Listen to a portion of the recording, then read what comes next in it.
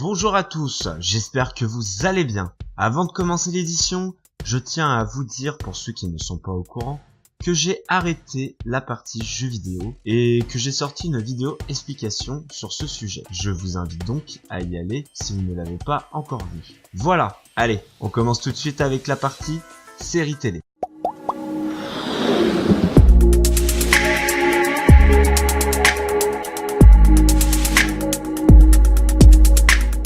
Le crossover de 2019 du Arrowverse se dévoile déjà.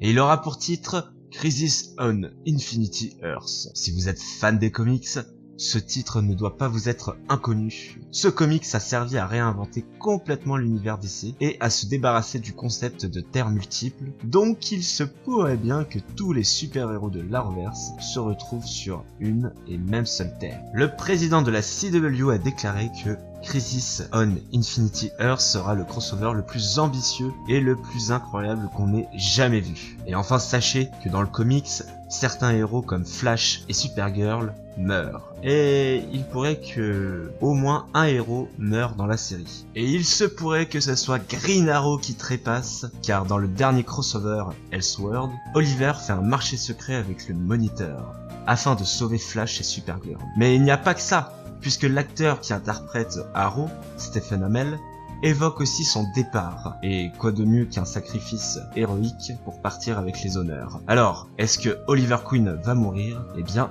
réponse à l'automne prochain. On va continuer chez DC.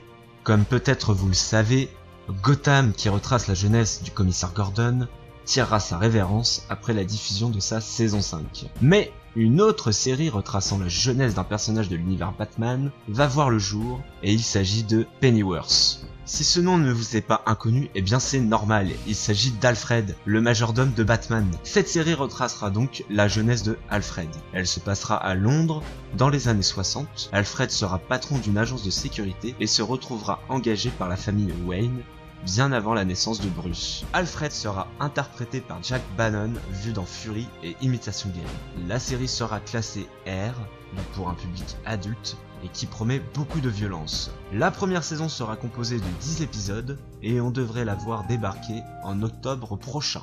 La partie série télé est maintenant terminée, on va passer à la partie cinéma.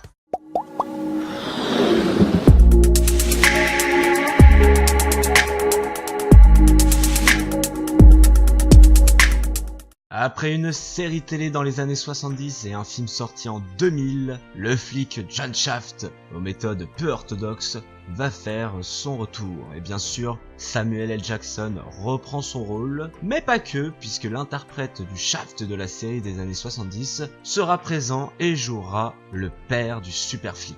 Il y aura aussi un autre Shaft, et il s'agit cette fois-ci du fils de Samuel Jackson, qui aidera son père et son grand-père à nettoyer la ville. Le film sortira aux US le 14 juin 2019 et devrait sortir sur la plateforme Netflix 2 semaines après pour les autres pays. On va parler maintenant du film World War Z avec Brad Pitt.